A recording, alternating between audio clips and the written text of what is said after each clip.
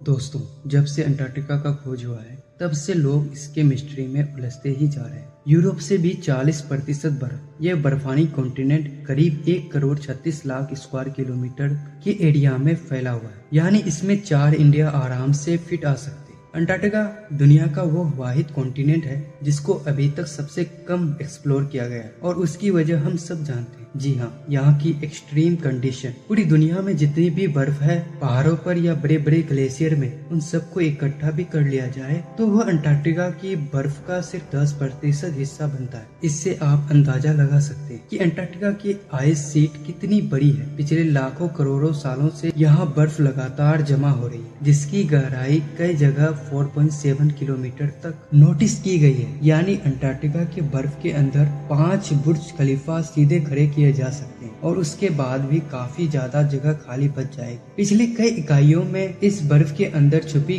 कई राज पर्दाफाश किए जा चुके हैं, पर आज भी रिसर्चर्स यहाँ अपनी जानों को जोखिम में डालकर अंटार्कटिका की मिस्ट्री के बारे में जानने की कोशिश कर रहे हैं, जिनमें से आज हम इस वीडियो में जानने वाले पिरामिड। अंटार्कटिका के बारे में कई जियोलॉजिस्ट अपनी अलग अलग राय रखते हैं। कोई कहते हैं कि यहाँ इतने सख्त हालात हैं कि इधर कोई भी एंशिएंट सिविलाइजेशन नहीं बसती थी। कुछ एलियंस और एक्स्ट्रा टेरेस्ट्रियल सिविलाइजेशन का लिंक अंटार्कटिका से जोड़ते हैं, लेकिन 2016 में सैटेलाइट ने अंटार्कटिका में एक बहुत ही हैरत अंगेज मंजर कैप्चर किया। पिघलती हुई बर्फ के अंदर से यहाँ पिरामिड जैसे स्ट्रक्चर को उभरते हुए देखा गया। इस फोटो ने जियोलॉजिस्ट में एक नई बहस छेड़ दी। इसकी चारों साइड एग्जैक्टली ऐसी ही दिखती है जैसे इजिप्ट के पिरामिड की है और एक एक साइड एग्जैक्टली 2-2 किलोमीटर बड़ी है। रेफरेंस के लिए आपको बताते चले कि गिज़ा के सबसे बड़े पिरामिड की साइड सिर्फ 750 फीट या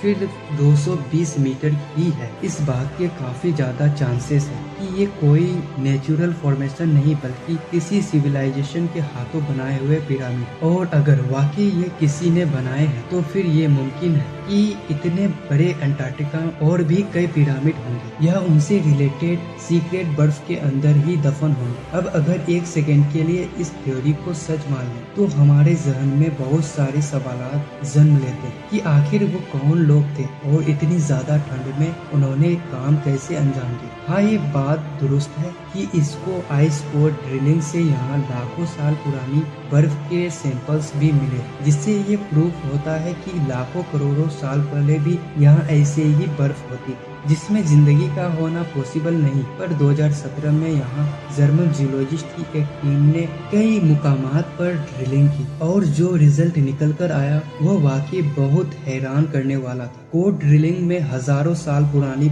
जड़ी बूटियों और पेड़ पौधे के सैंपल्स भी निकल कर आए जो हजारों फीट बर्फ के नीचे ही दफन है। ये उसी तरह के दरख्त थे जैसा कि किसी रेन फॉरेस्ट में पाए जाते हैं। साइंसदानों के एस्टीमेट के मुताबिक करीब 11,000 साल पहले लास्ट आइस एज के वक्त पूरा अंटार्कटिका बर्फ से ढका नहीं होता था, बल्कि कुछ एरियाज ऐसे भी थे जहां जंगलात पाए जाते थे और जिंदगी का होना मुमकिन हुआ करता था। पर सवाल यह है कि इस फोटो में दिखने वाला ये पिरामिड है कि नहीं। इसको कोई फिजिकली जाकर वहाँ चेक तो नहीं कर पाया, पर एक बात तो क्लियर हो गई कि एक वक्त ऐसा था जब अंटार्कटिका भी हरा भरा और जिंदगी से भरपूर होता था। स्ट्रेंज साउंड 2002 में अंटार्कटिका में एक बहुत बड़ा बर्फ का हिस्सा टूटकर समुद्र में शामिल हो गया। लार्सन बी नामी यह आइस शेल 3,250 स्क्वायर किलोमीटर बड़ा और करीब 220 मीटर मोटा था। यूं समझ लें कि ये मध्य प्रदेश की साइज जितना बर्फ लेयर था। इतना बड़ा आइस शेल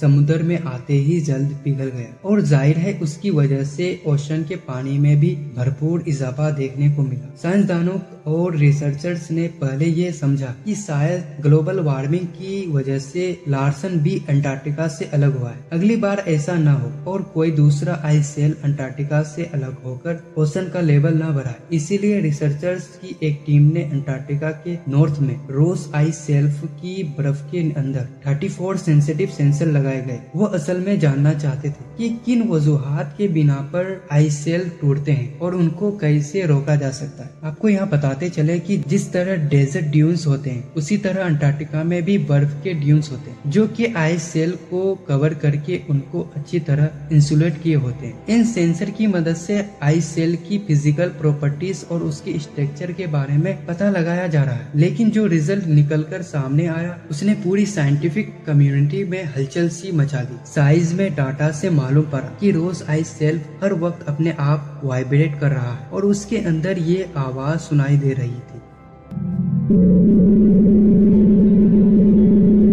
इस आवाज की फ्रीक्वेंसी सिर्फ 5 हर्ट्ज है। इसी वजह से ये इंसानी कान डायरेक्टली नहीं सुन सकते, पर सेंसर से आने वाला डेटा साफ साफ इस बात की गवाही दे रहा था कि यहाँ कोई तो ऐसा ताकत है जो इतने बड़े आइस शेल्फ को नॉन स्टॉप वाइब्रेट कर रही है। कई महीनों की रिसर्च के बाद इस आवाज में कुछ बदलाव देखा गया। उसी दौरान ये भी नोटिस किया गया कि मौसम बदलते ही आइस शेल्फ के अंदर से आने वाली आवाज भी बदल जाती है। फिर आखिरकार ये नतीजा निकाला गया कि रोज आइस शेल्फ ये आवाज हवाओं की वजह से पैदा होती है। यहाँ की तेज हवाएं जैसे ही अपनी डायरेक्शन चेंज करती है तो आइस शेल्फ के अंदर से आने वाली आवाज भी बदल जाती है। ठीक उसी तरह जैसे किसी फ्लूइड में हवा कम या ज्यादा फूकने से उसकी आवाज चेंज होती है। अब रिसर्चर्स इस बात को सुनकर अंदाजा लगाते हैं कि आइस शेल्फ के अंदर क्या हो रहा है, उसकी मजबूती कितनी है और वो मेन लैंड से अलग हुआ है कि नहीं।